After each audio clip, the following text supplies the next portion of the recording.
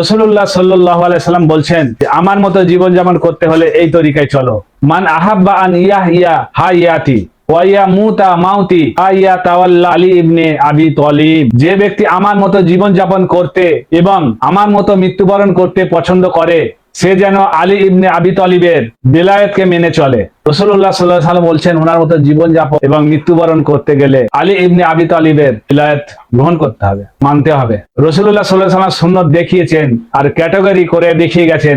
মাওলা আলী আলাইহিস সালাম প্রথম ইসলাম কবুল করেন মাওলা আলী, প্রথম নামাজ পড়েন মাওলা আলী, প্রথম জিহাদ করেন মাওলা আলী, কিভাবে শহীদ হতে হয় তাও করে দেখিয়ে দিয়ে গেছেন। উনার জীবনে উনি কোনোদিন যুদ্ধ ছেড়ে ভয় পালায়নি। সূরা ফাতিহায় আফতের আয়াতে বলা আছে গায়রিল মাগদুবি আলাইহিম ওয়ালাদ-দাল্লিন। ওখানে বলা হচ্ছে এদের পথে চলো যারা অভিশপ্ত নয় আর পথভ্রষ্ট নয়, ইনাদের পথে তোমরা চলো, ইনাদেরকে অনুসরণ করো। তো মাওলা আলী উনি ছিলেন পাক পবিত্র, উনি কোনোদিন দিন থেকে পিছে হাঁটেনে, কোনো লড়াই ছেড়ে উনি ভয় পালাইনে, সবকিছু করে দেখিয়ে গেছেন। আমাদেরকে ইসলামে দাখিল হতে হলে আমাদেরকে আহলে বাইত আলাইহিস সালামের তরিকায় চলতে হবে। এটা হচ্ছে পুরো দিন। আর বাকি যেসব আছে দেওবন্দি, ওয়াহাবি, আহলে হাদিস, তাবলিগি, এগুলো হচ্ছে মাযহাব। আল্লাহ পাক আযাবে বলেছেন তোমরা ফিরকায় বেটো না। আহলে বাইত আলাইহিস সালাম কোনো ফিরকা নয়।